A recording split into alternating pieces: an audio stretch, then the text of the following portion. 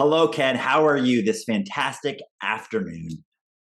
This morning, I am doing great, Dan. It's actually morning here in beautiful Phoenix. Look at us earlier every day. This is incredible. We are an example of consistency. What is this all about, Ken? Well, every single week we're at it, Dan, no matter what time, no matter what day, we're at it every week. And I appreciate that kind of consistency. It's the kind of consistency I wish we had shown with our house. We owned this home for 17 years. Phoenix was supposed to be a 1 year stop on the way somewhere else, but obviously it's been longer than that. And over the course of time, and this is the first house we've owned, over the course of time, we've learned about maintenance. And we've usually learned about it the hard way. Like we take care of the obvious stuff, the yards, everything's watered, everything looks beautiful, the house gets painted. But something that's so obscure like gutters, because when it rains in Phoenix, one, it's not that often. And two, it's usually a huge torrential downpour, and you don't really get to appreciate anything flowing through a gutter because everything's just spilling off. You get a lot of thunderstorms. It was past weekend. We had some friends in from out of town. We actually got up on the roof and took a look at our gutters. We had plant life growing out of one section. There was so much garbage and dirt and soil in it. Not really garbage, actually, because it was producing plant life. And we spent about 4 hours with four of us cleaning out our gutters. And we had to disassemble pipes, and some of the dirt had almost become petrified over time because the heat was baking it. We were like making bricks inside downspouts. It was the equivalent of that. And we finally got all that out, all that cleared. And this coming week, we're supposed to have some rain. So, like, we're going to be outside in the rain watching water flow through gutters for the first time in years. But one of the things that it also made us realize, some of the paint that was peeling underneath was a result of these gutters being blocked. And we have some dry rot, and we're probably going to have to replace a door frame and a door as a result of not paying attention and not being consistent with this kind of maintenance. So, what's the purpose of this goofy story? The purpose is this: that sometimes it's the things that are least glamorous and the things that are kind of out of sight, out of mind, that we actually need to pay attention to. Because had we once every 3 months or so climbed up on a ladder and just cleared out the gutters, we never would have had to deal with this. And we probably wouldn't be having to replace the door frame and the double doors going out to the backyard. So clean your gutters. But number two, look for places in your business, in your life at home, that are kind of out of sight and out of mind. And ask yourself where you could be doing regular maintenance to make sure those things are running really smoothly. And that might be a system at work, and it might be a relationship at home. So, when you talked about gutters where you live, I'm thinking, well, it doesn't rain. You don't even need gutters, but I know every house has them. So, I'm happy to hear you're going to get some rain next week. You'll get to utilize the new clean gutters, or the clean gutters that you just got all the deferred maintenance out of.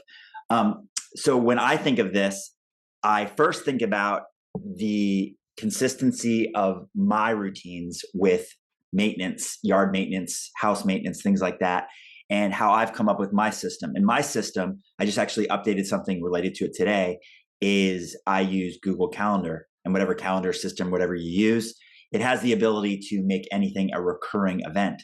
So for example, I fertilize my lawn. I used to have a lawn service that did that. Now I decided to do it myself. Fertilize my lawn. I do other certain things, and I do them on probably every quarterly basis. But it's built into my calendar. So once I have it set where I'm like, okay, this is the date. For example, coming up, it'll be September 15th will be the fourth treatment of fertilizer on the lawn. So that's already on there from the year before. But then what I realized last year for the first time ever, we had the lawn aerated.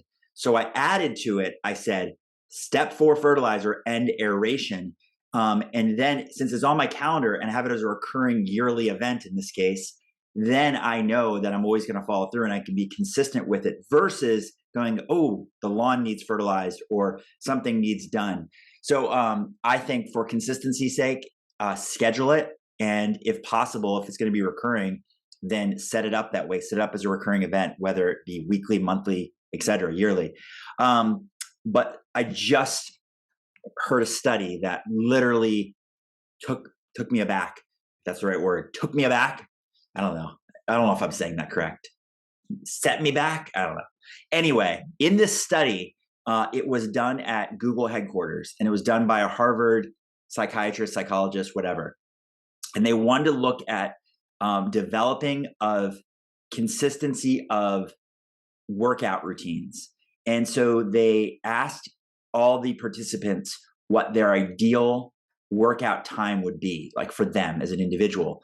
And then the group A would follow that time. So like whatever their time was that they felt was best for them, most ideal time, they would always work out during that time.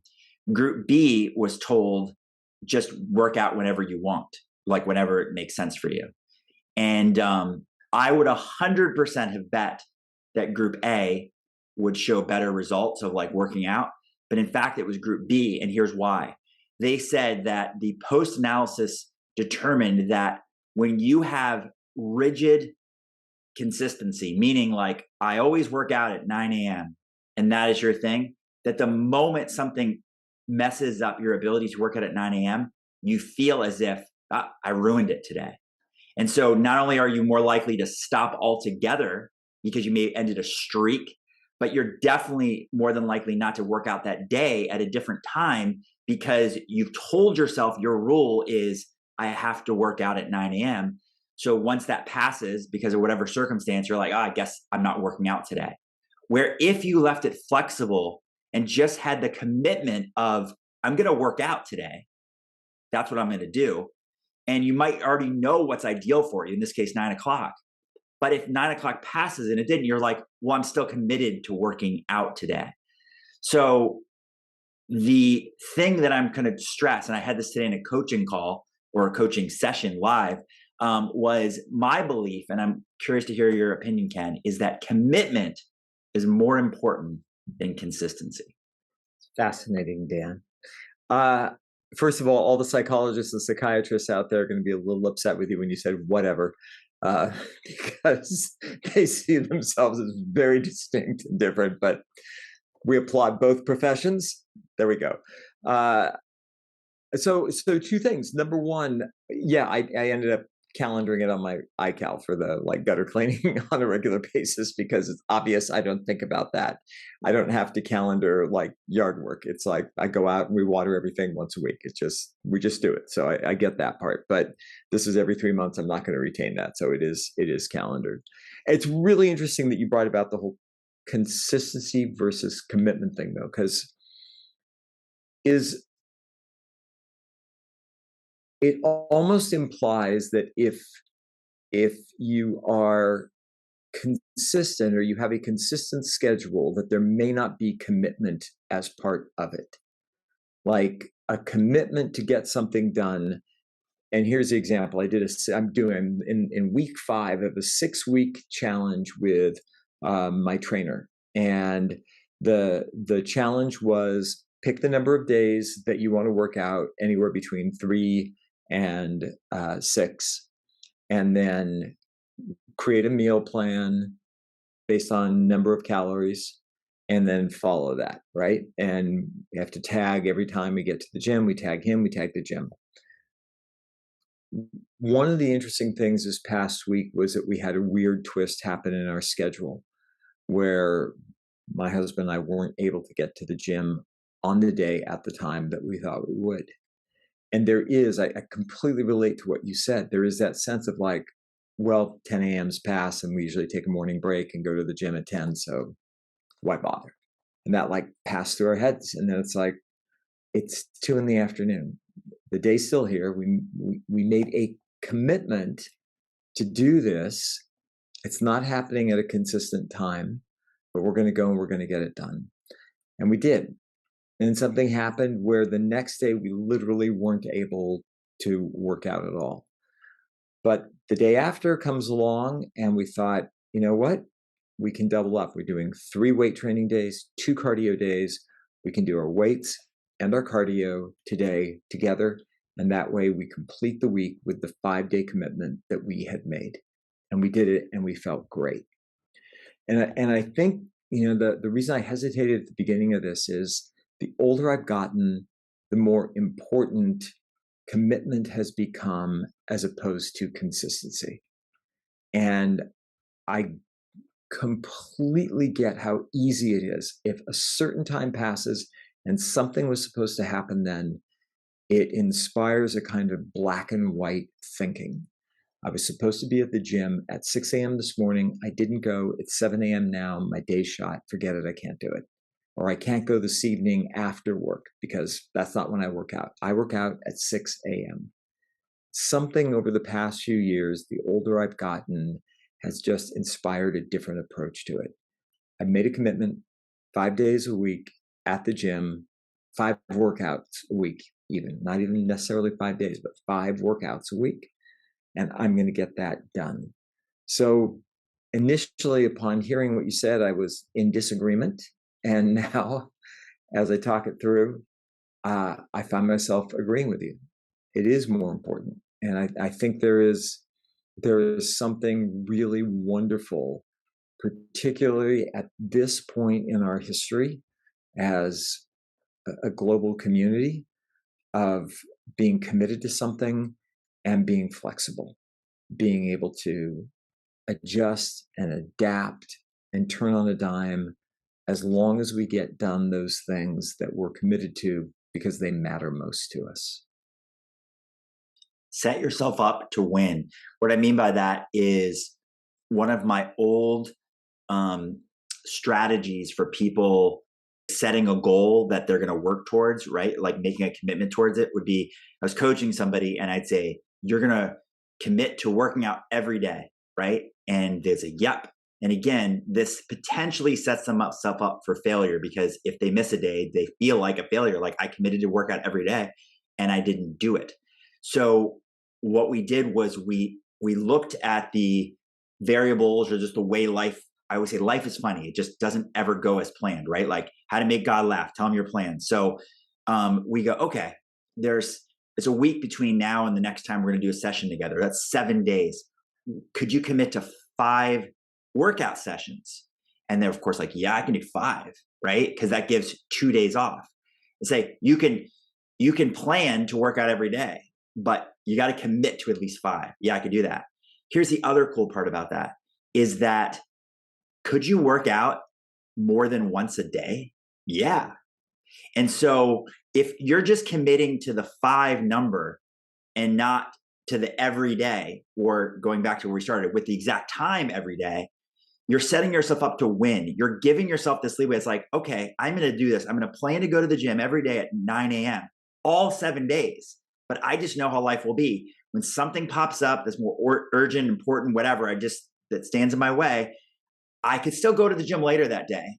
And if I realize I've missed more than 2 days and I'm a day or so away from my next session, I committed to 5, I can go more than once in a day and get 5 workout sessions done, right? And then I hold true to my commitment. I win what I committed to doing. In my session with somebody today, they had mentioned to me, we were talking about their eating plan. Specifically, they said their frustration was with tracking. They said, I've done a food journal. I've done MyFitnessPal. I've tracked my macros. I just don't like that. And we talked about, my opinion, and I think it's accurate, that almost all diets work if you work them. Like if you follow them explicitly, they'll almost all work to help you lose weight, right? Because they all have this built-in mechanism, which is simple. It's just basically calories in, calories out, right? If you consume less than you burn, you essentially lose weight. So by following whatever system, however it's broken out, you will be successful if you just follow it. This person though, based on their schedule, couldn't follow that exactly. So I came up with an alternative. And the alternative was, what if you just commit to the exact same foods for 1 week at a time? And you predetermine that those foods meet your macros. So you just go, in this case, this person is doing intermittent fasting. So they only had 2 meals a day. So they just look ahead and go, yep, I'm going to have this make up eggs and bacon for my breakfast / lunch. And I'm always going to have this and that, whatever, for dinner. And by looking at that ahead of time, they can either meal prep, like make big batches and put it together and put it aside and have it ready, or they could buy it all at the same location, right? If it was fast food. But by knowing that in advance, all they have to do is just commit to the meal plan, right? And in this case, it's not like a diet program. It's not about tracking. It's just going, no, I predetermined that this fits my macros, and I'm just going to eat this way for 1 week. Now, what happens? We're human. So inevitably, you see things that are like, oh, that looks good. That's a craving. You just add it to your list. Maybe that's on your meal plan next week.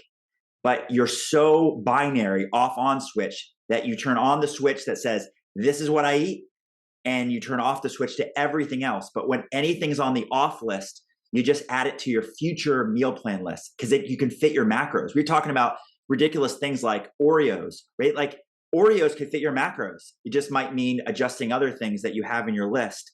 But to really have that mindset where I'm just going to make a commitment and I don't have to necessarily follow a plan perfectly. I can just say, keep it simple, follow like a broad idea of what I'm going to do, and then just do it for 1 week, commit to 1 week. And I know you can be successful.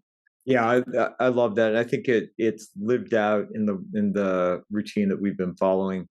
That it's been much easier to have something that we commit to over time, that we know we can accomplish. We feel set up for success by it, but we're not locked in.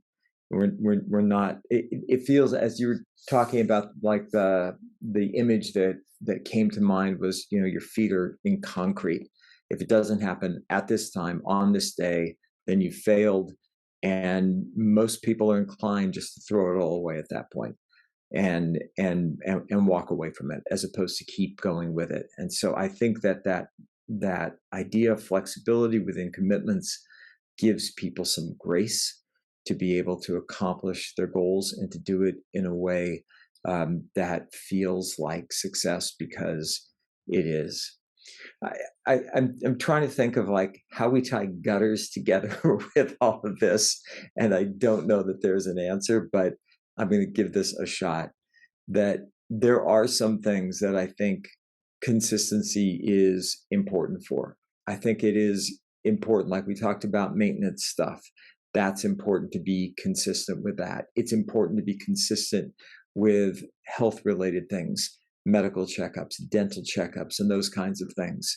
It's important to be consistent in terms of work with your team and checking in with them on a weekly basis. But when it comes to accomplishing the kinds of things that we've been talking about today, Dan had a great point. If your commitment is present and you allow yourself the flexibility to move with that commitment based on what's happening, you'll still get everything done that you wanted to, and you'll get it done in a way that's going to actually allow you to enjoy it, as opposed to feel like it's a burden. And I think that, to me, is the key to all of this, that if we can move away from that space of something feeling burdensome and instead move it into a space of, I'm committed to it, I want to do this, I'll feel better when I do it. And like you just said, Dan, if you're set up for success, if you set yourself up for success, success begets success. More of it is drawn to it when it occurs. And I hope people will take it to heart and try this.